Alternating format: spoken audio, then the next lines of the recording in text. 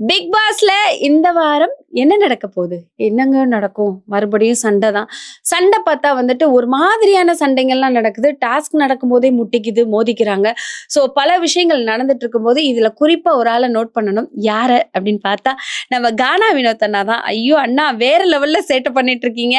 So கேரக்டர்லேருந்து வெளிய வராம, ஐயோ! ஒரு மாதிரி பேசுறாரு.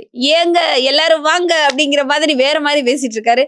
டிஆர் வந்துட்டு விஆர் அப்படிங்கிற ஒரு விஷயம் குடுத்துருக்காங்க. விஆர் மாதிரி ஹேர் ஸ்டைல்லாம் வச்சுட்டு பண்ணிட்டு இருக்காரு.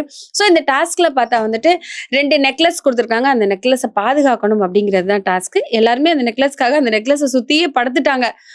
மொதல்லாம் பார்த்தா பழைய பிக் பாஸ்லயும் முன்னாடி நடந்த பிக் பாஸ்லயும் நெக்லஸ பாதுகாக்கணும் அப்படின்னும், அந்த நெக்லஸ எடுத்துட்டு போயிரணும் அப்படின்னு சொல்லிட்டு ஒரு ட்ராப் வச்சிருப்பாங்க. இதுல பார்த்தா எல்லாருமே நெக்லஸ் பக்கத்துல போய் படுத்துட்டாங்க.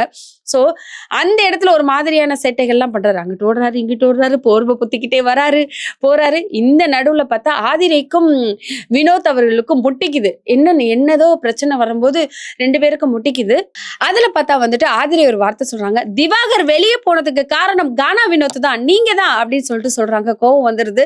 ஸோ உடனே வந்துட்டு எல்லாரையும் கூப்பிட்டு வேற இதை சொல்றாங்க. திவாகர் வெளியே போனதுக்கு காரணம் கானா வினோத் தான். இவர்னால தான் வெளியே போனாரு திவாகர் அப்படின்னு சொல்லிட்டு இவங்க வந்துட்டு வெளியே இருந்து உள்ள வந்திருக்காங்க. வந்துட்டு இந்த மாதிரியான விஷயங்கள் எல்லாம் வந்துட்டு அவங்களுக்கு ஒரு பிரச்சனை வரும்போது இவர்னால தான் அவங்க வெளியே போனாங்க அப்படிங்கிறத எல்லாரும் முன்னாடியும் சொல்றாங்க.